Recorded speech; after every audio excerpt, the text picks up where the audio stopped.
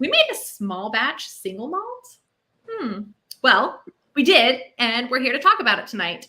So, Scott, it is lovely to see you. I'm so excited to be partnering up with you tonight to talk about this amazing whiskey. Well, thanks. And actually, I'm remote from Tampa, Florida tonight, so enjoying the Florida weather. And batch 16 as well. Yes. Really excited to be walking through our next whiskey in the batch series. So we've had many blended batches, and we'll talk a little bit about those. And tonight we're going to reveal the newest one and taste it and talk about it and get into it. So. And so for those watching, I've got the chat pulled up on my phone. I can't have it being remote here on my device here. So I do have it on my phone. I'll try to pay attention to both, but I'm not going to see your comments automatically. So bear with me. You don't have all your gadgets. That's right. Yeah. Not in the man cave. Well, I will take the lead on this, and you just sit back and relax, and I'll do that. I'll do the heavy lifting here tonight. Before we dig into this, I do want to say hi to everyone. We have Tom R here, who is, 9 out of 10 times always here first, and we so much appreciate it. So, Tom, it's good to see you. Mamuka 1977. We have Stuart of Butte is here. Good evening. And George Kaplan and Duke McHale. Big Dog from Cocoa Beach. We have Jeff Timmy from Indianapolis, and Big Ed's here. Hello. We have Michael, Northwoods Whiskey Nerds, Castillo Montoya from Albuquerque. Hello, Kyle from Virginia. And Ben, it's nice to see you here. And multicasting, Greg Schwartz is here. Hello, Greg. Very exciting to see the film now on Amazon Prime. And Lady K's here. Wow, we got a whole, man, I'll be here all night. This is awesome. Eric Waite, Josh Dilworth, Sean Peake, Matthew is here, Jonathan Hopwood. Holy cow, everyone's here tonight. This is awesome. It's lovely to be seen by all of you tonight. So, yeah. All right. Shall we just get into this and then we'll talk about it? I think we had so many people here. They're waiting for the big reveal. They want to know what. I know. I mean, we can kind of show look how beautiful. It's only the back. But, oh my God, the label is so pretty on this. This is like a Jenna whiskey, 10 Jenna whiskey. The label's beautiful. The whiskey's beautiful. I mean, the color of the whiskey, really, really, really awesome. So shall we just get into it? I think we should. All right, let's do it. So this is our release for tomorrow at 1:00 Eastern time. This is batch 16. It is called, look at that label. Look how beautiful it is. It is batch 16. It is called Full Bloom. And this is a 18-year single malt. So this isn't a blended batch like some of the others we've had in the past, and we'll talk a little bit about that. But this was 16 years in First Fill X Bourbon, and then the remaining years was in Australian Muscat barriques. Mm-hmm. And those barriques came from the from Neb whiskey barrels, and we'll talk a little bit about that too. And it held heady Muscat wine for 20 years. And then the whiskey went into that. So really, really excited to dig into this and talk about this and our whole blended batch, Well, and nowadays we deal with so many whiskeys or so many, sherry barrels that are just seasoned, for maybe 6 months, a year, 2 years with a sherry, and then it's dumped out, to manufacture for the Scotch industry.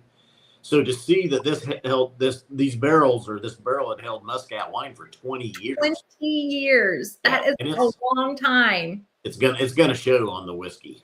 For sure. Yeah. I'm really excited to dig into that. But just to kind of break down the details really quick. So much like all of our Heresy line or our blended batches or our small batch single malts, they are all bottled at 50% ABV. So this one is bottled at 50% ABV. So this is not a single cask, and the price is at $180. And again, I mean, look how stinking gorgeous that label is. Oh my God. look real close. The title, or it's so you see batch 16, and right underneath that, barely, almost kind of subdued, is full bloom. Is yeah, you almost don't see it. It's so pretty. It's so pretty.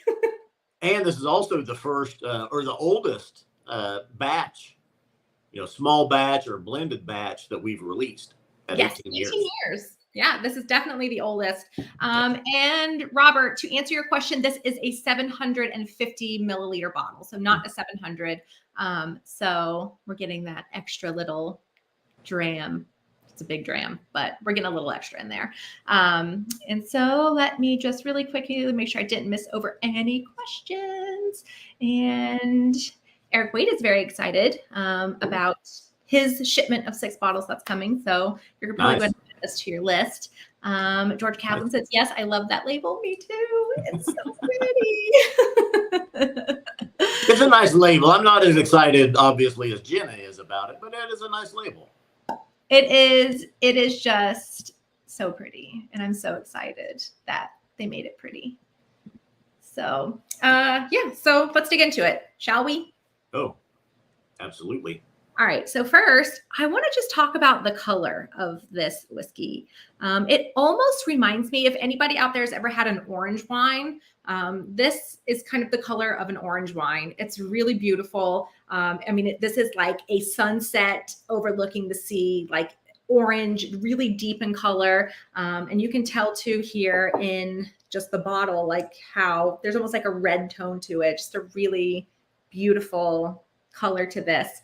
And I think we have those, Muscat wines, those Australian Muscat wine barriques to thank for that.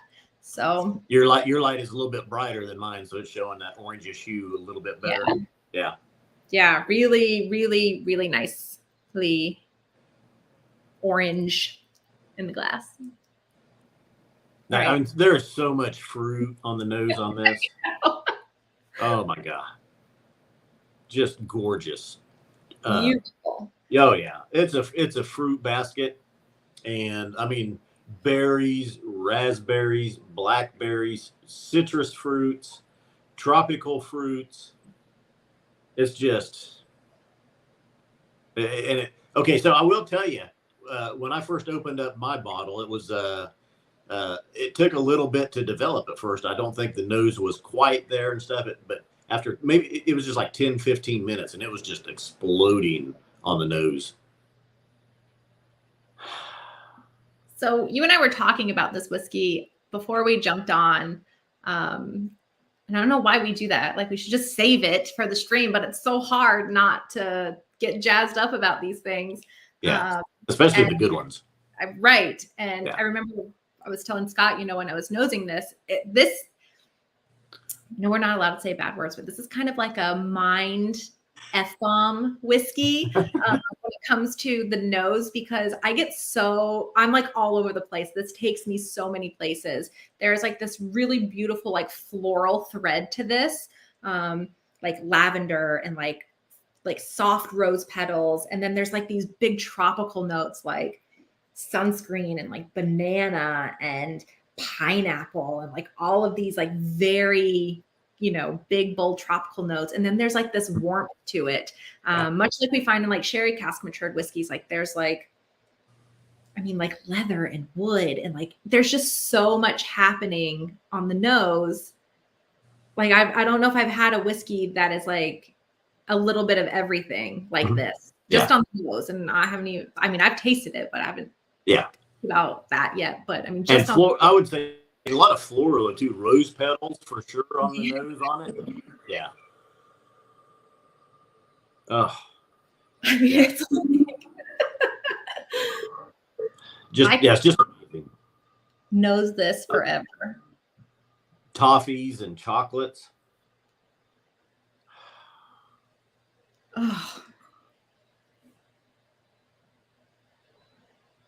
There's almost like a or like if you have like a piece of marzipan that was wrapped in a fruit roll up, like there's a little bit of that happening, like deep in the back. Yeah. I mean, this is so different. And I wanted to throw up Ben Austin asked, how do we think that this stands up to previous wine cask finished single cask, or like wine finished single cask? And I cannot recall a wine finished single cask that I've had that has just this much happening just on the nose alone. Yeah. Well, I mean, it's my first Muscat wine finished whiskey, which I was really looking for. Kind of like that Chenin Blanc, which was just outstanding as well. Yeah. But it's unique. I mean, it's just gorgeous. So everyone's asking, since this is a single malt, can we share the distillery that this comes from? And the answer to that is no.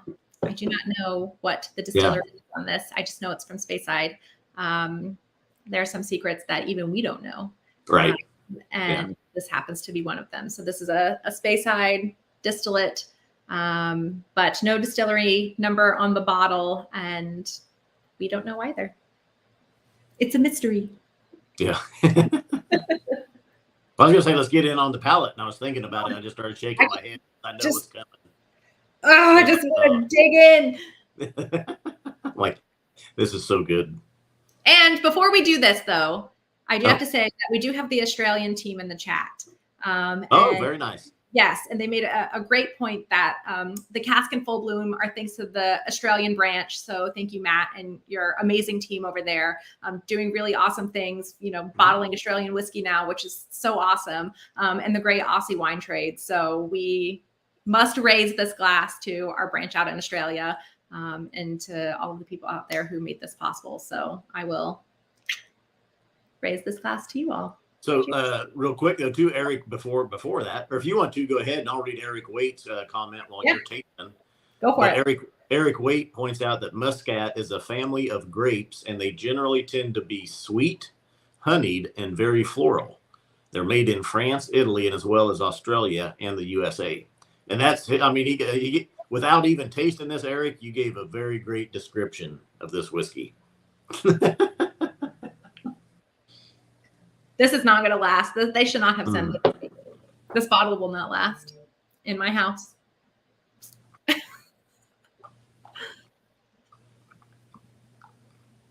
And Lady K made a good note. It's mystery malt. I love that. Yes. Yep. It's mystery malt. Ooh. All of those fruits just so up front. All of the berries.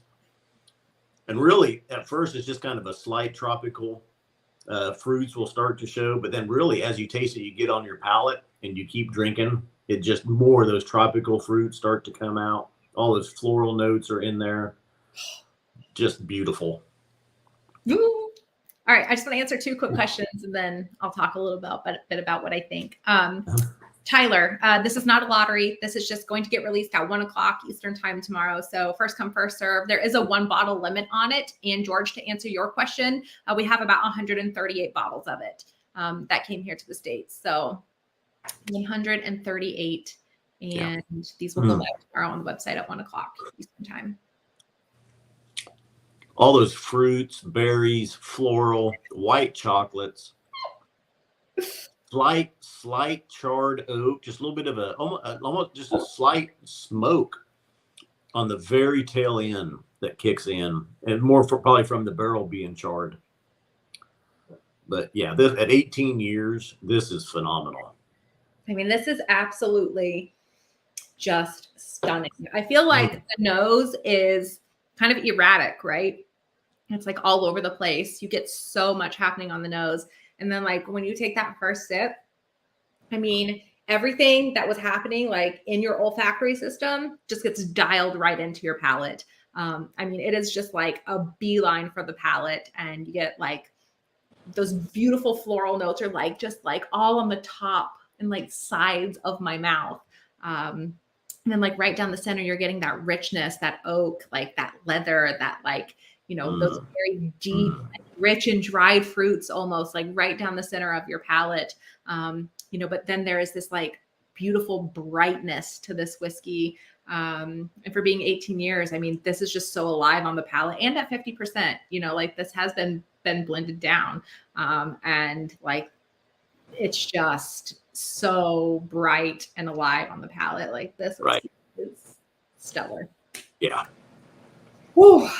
Wow. Wyatt Hazy is asking sweet, fruity, and mellow or Dirtif. I can't remember. I did shoot my review of this. There's no profile on this. I don't think. Is there? I wonder if we have it, if it's going to be on the product page. Oh, it's sorry. Yes, we do. Sweet, fruity, and mellow for this one. Yeah. Yeah, it's not, and it's not, the thing is that this Muscat is, I mean, it's got some similarities to some sherry, you know, no, actually more port. I'd say it's more similar to port, probably, just those lighter berries, raspberries, blackberries, you know, fruits like that. So yeah, definitely not Dirtif. It's not those deep, rich and dried fruits. It's just a fruit basket galore. Yeah. Name the fruit. It's in there. Tropicalness and florals and cinnamons and white chocolates. And then there's just this like nice, very nice, like citrus, like zesty, like finish on this that, dude, this is so good. Yeah. Holy cow. I think it's a good thing, or that because that Muscat barrel held Muscat for 20 years. I mean, I think it was really an active barrel. Yeah. Even though, so this is an 18-year-old whiskey, and it spent 16 years in first fill ex bourbon barrels, and then only 2 years in that Muscat barrel. But that Muscat barrel is so active, man. It's got such an influence. Super active. And I wanted to, so the company that these casks came from, the Neb whiskey barrels, I wanted to read the tasting notes from their Muscat barriques, because I think that's kind of important for those of, you know, us who have not tasted Australian Muscat wine, fortified wine. And so I wanted to just read what those notes are from the barrel makers themselves, to just kind of put some things into perspective.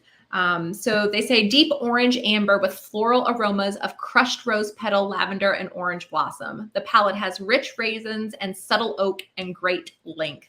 And I mean, that is all in this whiskey. That is like spot on to,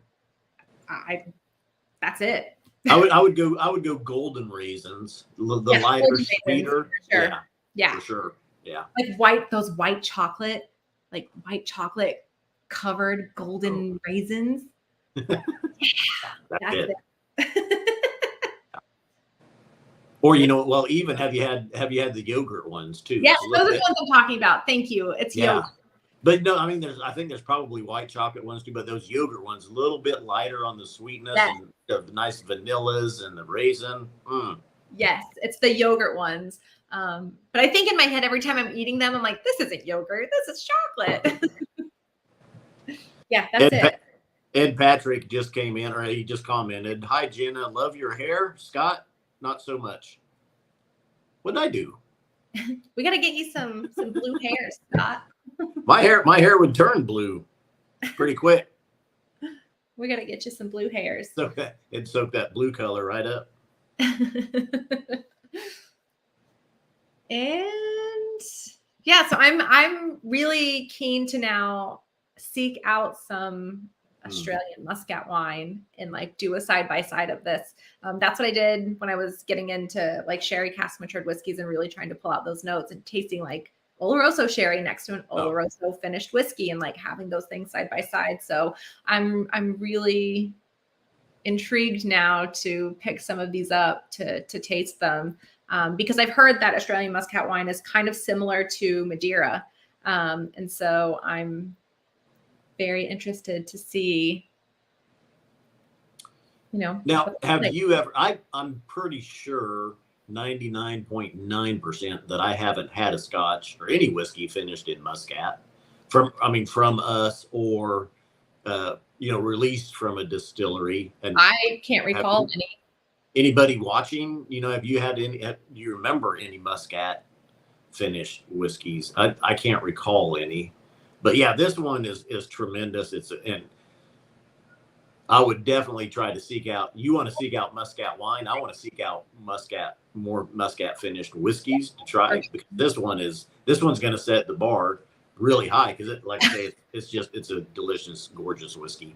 Yeah, it's just, I don't know how else to really describe it. It's just an exquisite experience of a whiskey. But I have to be honest, every single blended batch or heresy whiskey that I've had from the society, I mean, this is the only one besides now Full Bloom that is left in my house because they don't last, because I love them that much. And they're so fantastic. And so for those of you who aren't familiar with our blended batches, also known as our heresy series, I wanted to just give a very brief history on that. So the idea for this started back in 2011. And at the time we were still owned by Glenmorangie, and they kind of squashed the idea. And then our spirits team, our spirits manager, Ewan Campbell and Kai, they kind of came up with this, final push in 2015. And that is when we saw Exotic Cargo. That was our very first blended batch. And that was in the summer of 2017. So we did two different series. The first and second were both Exotic Cargo. I think the first one was 11 years, and then the second one was 10 years, if I'm not mistaken. But for all of our members out there, there is a great write-up on all of this in Unfiltered from November 2021. And it talks about all of the heresy bottles. It gives you a very brief history. And it's kind of cool to read through it. And these are just, I know we're known for our single malt, single cask Scotch whiskeys, but these blended batches or these small batches are just, it's nice to be creative sometimes and to kind of go outside of the box a little bit. And that's what these really do. Kai and Ewan work really hard. Ewan's like kind of the madman who says, oh, this might be kind of cool in this or this and that. And, we should turn this around and do this. And that's just what he does. And he's really put his blending to the test. And these bottles have been really fantastic. So for all of you who want to read about that, again, it's in Unfiltered, November 2021. There's a whole write-up about all of the heresy or tongue-in-cheek bottles, as we call them. So feel free to dig down in there and read all about them. They're a lot of fun.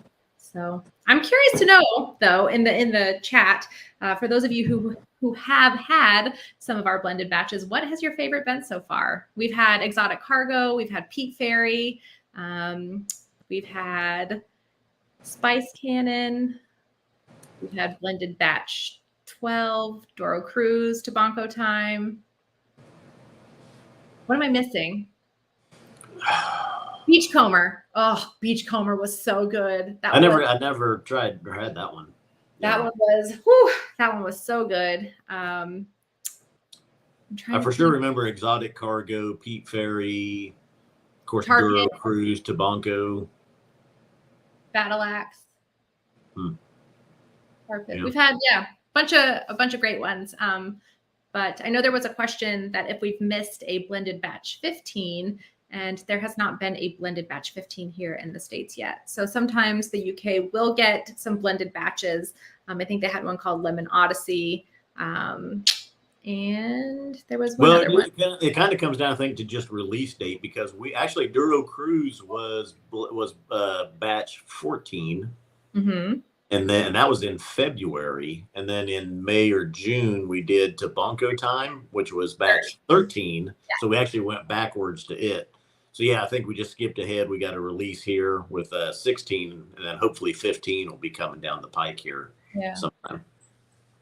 I just realized, too, I put a drop of water in mine. I don't know if you've done that yet. Oh, I have not. I know some people will be like, it's 50%, but I always tell people try it neat, try it with a drop of water.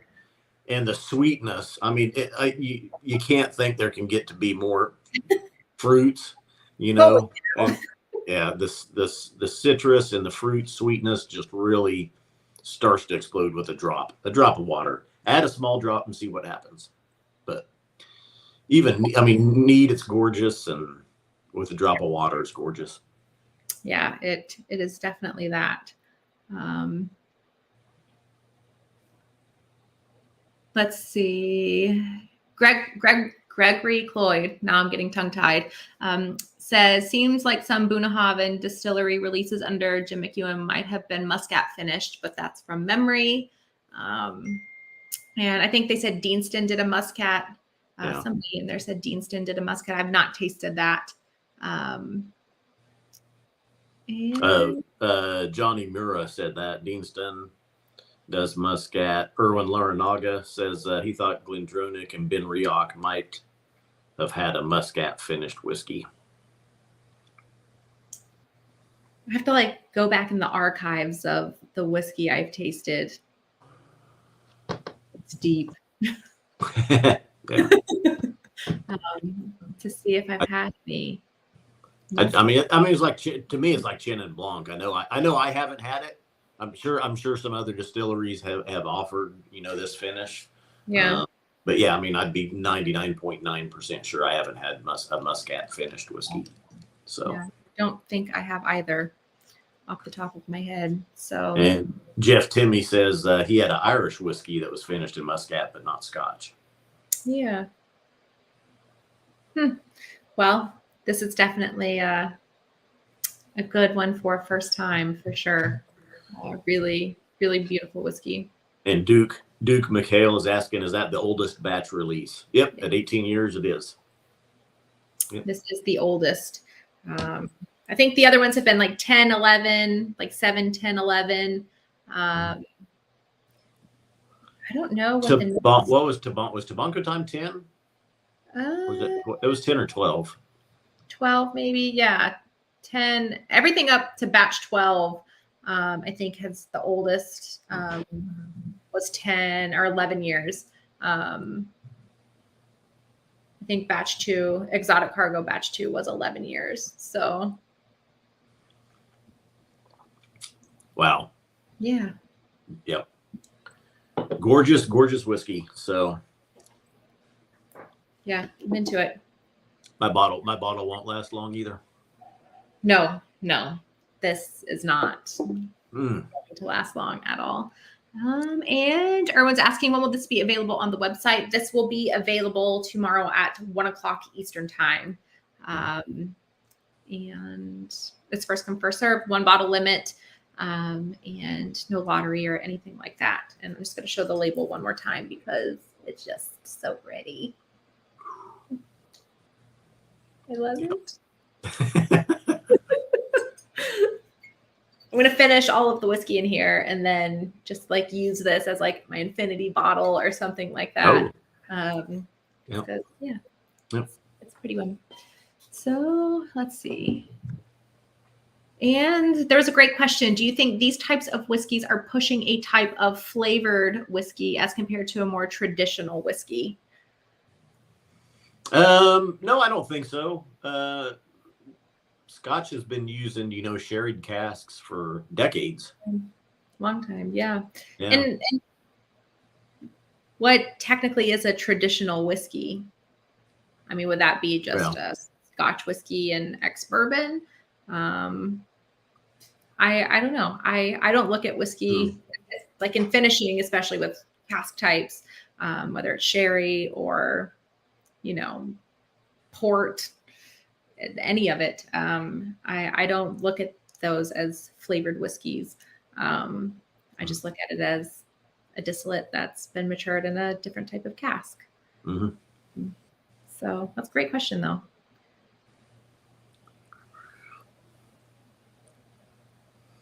All right. Yeah. All right. Well, I'm going to sit back and relax before I go to bed and really take a moment to kind of dig into this whiskey. Really, really beautiful. So if you're a fan of those, just from nose to finish, big aromas on the nose, big flavor on the palate. This is definitely one of those whiskeys that you don't want to miss. And once this is gone, it's gone forever, never to be recreated again. So. And it's just unique. Very different. So yeah. I've never had, like I said to you before we came on, I've never had a whiskey that just had like a little bit of everything. It's like a charcuterie board of a whiskey. Like there's a little bit of everything to kind of pick from, to kind of pull out. And I really love that. Yep. So very nice. Yeah. So tomorrow, 1:00 Eastern time. If you have any questions about it, feel free to reach out to Scott or myself, and we'll be happy to answer any questions that you have. But yeah. Remember, as we say, Scotch Malt Whiskey Society whiskeys are not for swigging, glugging, or knocking back. Please drink responsibly. Please drink responsibly. Cheers. Cheers.